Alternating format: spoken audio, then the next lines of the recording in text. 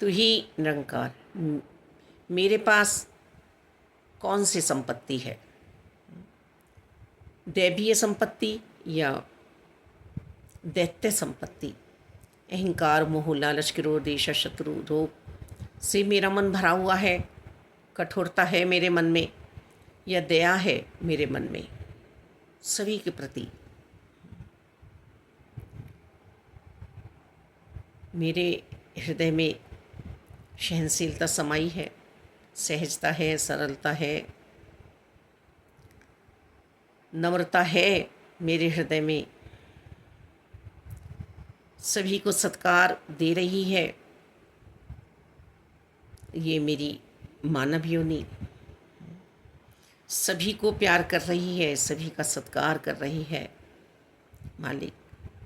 या क्रोधी बनी हूँ, क्रोध भी किसी को बचाने के लिए किया जाए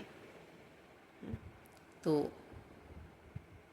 सही है, और किसी को डुबाने के लिए किया जाए कि बस आज इसको तो धक्का दे ही दूंगा, इस नदी में ऊपर जाकर आज इसको धक्का देना ही है, आज इसे अपने रास्ते से हटाना ही है। क्रोध मालिक। झूठ, किसी की जान बचाने के लिए बोला जाए तो वो भी सत्य है। प्रभु भाव भक्ति के भूखे हैं, दया के भूखे हैं।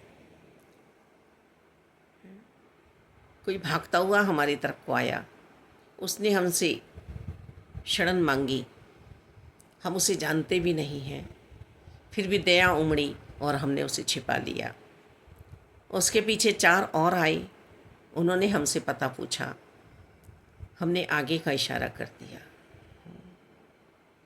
हम नहीं जानते हैं, ना उन 4 को जानते हैं, ना उस एक को जानते हैं। आजकल तो समय दूसरा हो रहा है, वो एक भी हमें जिसे हमने छिपाया है, जिसके लिए हमने झूठ बोला है, शायद आज के समय में वो भी हमें नुकसान पहुंचाते हैं। पर यहाँ हमने दया का परिचय दिया है। उसकी कर्म उसकी करनी उसके साथ है, हमारा कर्म हमारी करनी हमारे साथ है। तो कहीं हम दयावान हैं, पर आजकल यही समझाया जाता है कि अनजान पे विश्वास मत कीजिए। पर ये दया का परिचय है मालिक दातार, कि कोई किसी को मार रहा है और हमने वहाँ पर जाकर उसे बचा लिया। हमें नहीं पता क्यों मार रहा है, क्यों ये 4 बंदे उसको मारे जा रहे हैं, पीटे जा रहे हैं, पर मेरे हृदय में दया उमड़ी। मैंने जाकर वहाँ बचाने की कोशिश करी, समझाने का प्रयास किया कि ऐसा मत कीजिए। दया है इस मन में, इसलिए ऐसा जाकर प्रयास किया। तो अब संसार में तो हर तरह का आज का बदलाव देखकर इंसान बच ही रहा है। पूर्ण रूप से कहा भी जा रहा है कि विवेक को अपने पास रखो, विवेक से जीवन जियो, अज्ञानता में मत आओ। और संतों का संग जब हम करते हैं तो विवेकी जनों का संग जब हम करते हैं तो हमारा विवेक जागृत होता है, हमारा विवेक हमसे मालिक कुछ अच्छा ही कार्य कराता है। एक विवेक हम जागृत कर लेते हैं कि सिर्फ अपने अपने लिए, और दूसरे को हम गिराते चले जाते हैं, धक्का देते चले जाते हैं, उसको हम जो भाव यहाँ पर आ रहे हैं बेइज्जती ही करते चले जाते हैं। तो ऐसा भाव भी आज विवेकी जन अपने हृदय में समा रहे हैं, और वो सोच रहे हैं कि हमने विवेक से काम लिया है। दुनियाई पद प्रतिष्ठा पाने के लिए, दुनियाई उन्नति पाने के लिए नहीं, यहाँ पर दया नहीं है। यहाँ पर हो सकता है आप दैत्य भावों में शामिल हो गए हों। देखिए, आपने किसी को गिराने की कोशिश की, भाव रखे, तो जो विनम्रता है, सहजता है, सरलता है, जो विवेकी जन संत है, महात्मा है, महापुरुष है, वो ऐसा अपने अंतर्करण में नहीं रखते हैं कि कोई सड़क पे बैठा हुआ भिखारी है तो मैं उसे बिस्कुट देता हुआ ना निकलूं जो मेरे हाथ में है, इसे तो और लोग भी दे जाएंगे। नहीं, ये भाव यदि मेरे मन में आ रहे हैं तो फिर यहाँ मन में दया नहीं है। तुम अपना कार्य करो, बाकी अपना कार्य करेंगे।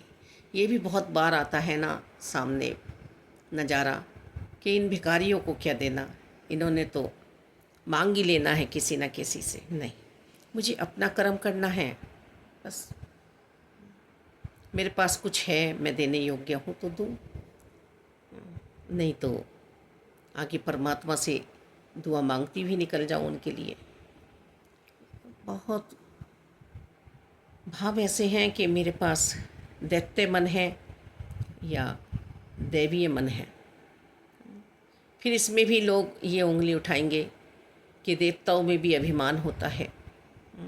दैवीय शक्ति, परमपिता परमात्मा की शक्ति, यहाँ इससे मतलब है। हम ऐसे कल्प वृक्ष के नीचे बैठे हुए हैं जहाँ पर हमें सब कुछ मिल सकता है और मिल रहा है, पर ये सब कुछ है क्या, इसका तो पता मुझे चले ना। इसका ही पता मैं नहीं लगा पा रही हूँ कि ये सब कुछ है क्या।